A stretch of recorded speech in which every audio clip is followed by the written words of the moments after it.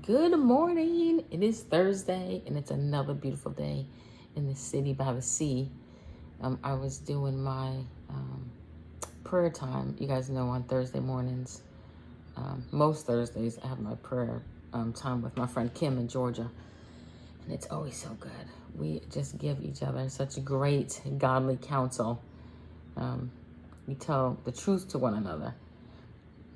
And we don't worry about the feelings because we trust our relationship, we trust our friendship. And we know that when we speak into each other's hearts and lives, that it's coming from a place of love, so we don't have to question it. But anyways, we're working on just being better wives, right? Speaking life and truth into our husbands and trusting them and allowing them to lead and be the amazing men that they are. And so it's just good to have someone,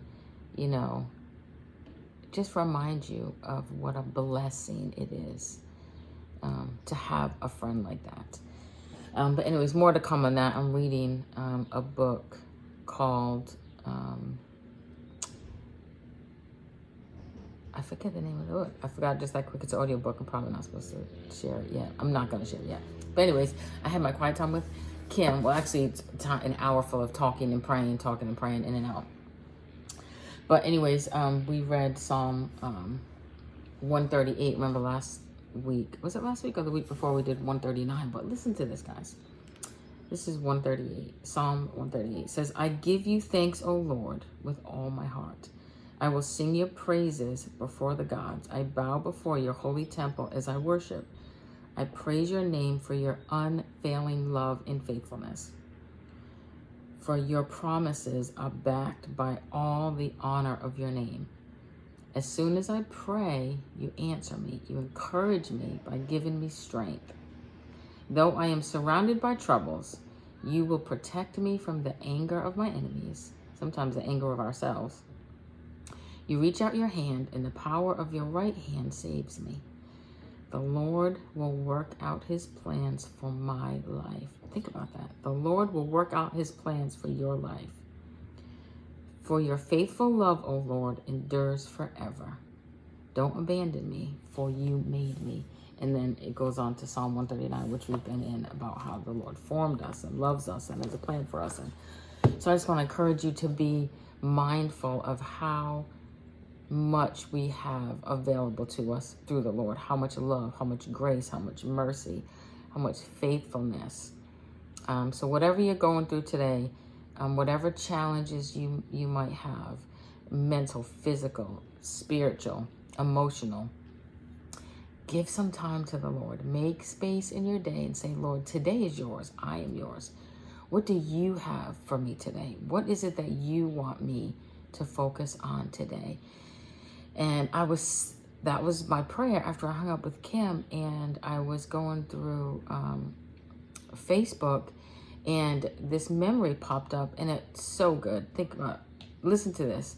It says, get comfortable with saying these things to people.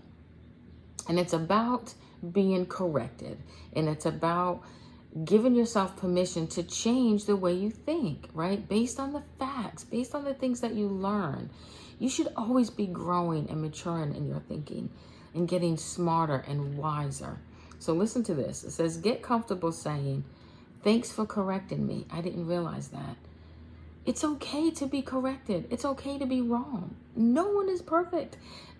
The truth is, we're wrong a lot of the times, but our pride won't allow us, one, to admit it, and dare we not say it, right? It's okay to be like, thanks for bringing that to my attention. I did not realize that. Or you know what? I had thought about that a different way, or I thought more about that, and I've changed the way I think about that now. That is wisdom. That is strength. The next thing is, I hadn't thought about it like that. I have a better understanding now.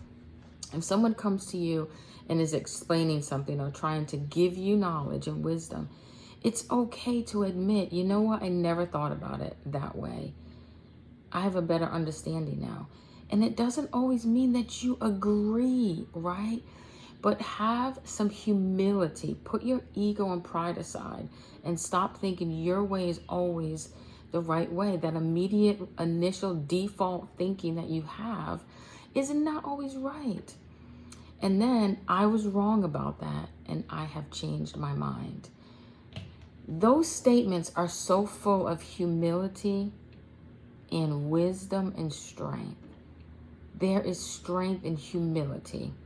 There's a weakness in pride. It's so easy to be wrong and strong. It's so easy to dig your heels in and be wrong and protect your pride and your ego. But the price you pay for that is your relationships suffer. The people around you, their trust in you becomes less because they see that you're not willing to grow. You're not willing to admit that you're not right. You're not willing to say, you know what? I need to do some reading on that. Or, you know what? I really need to spend some more time in prayer on that. Or I really need to continue this conversation and get some more understanding. You make things harder for your life. You make it harder for those that love you. And especially if you're married or you have close friendships or with siblings, you know, if you're not willing to admit that you are wrong or that you could even possibly, some people don't even let the idea go into their mind that they could possibly be wrong, especially when someone's trying to explain to you how they feel, how what you have done or said has affected them. If you're not even allowing them to explain it, you're not seriously putting down your own thoughts and saying, let me empathize with this person that I say I love.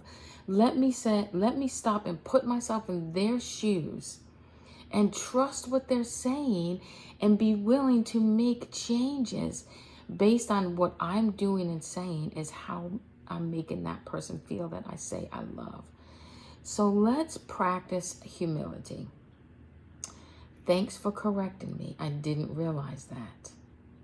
I hadn't thought of it like that. I have a better understanding now. I was wrong about that and I've changed my mind. And it's okay to apologize. I am so sorry that I hurt you by my words. That was not my intention, but I can see you're hurt. So first I want to apologize because I love you. And the relationship is more important than me being right. So let's try that, okay? You guys have a great day. I'm going back to work. And then I'm walking around this beautiful city because I have things to do because the wedding party has arrived. Brenda is here. Kitty lives here. Kathy's coming tomorrow. My husband's coming tomorrow. It's going to be a great weekend. I love you guys.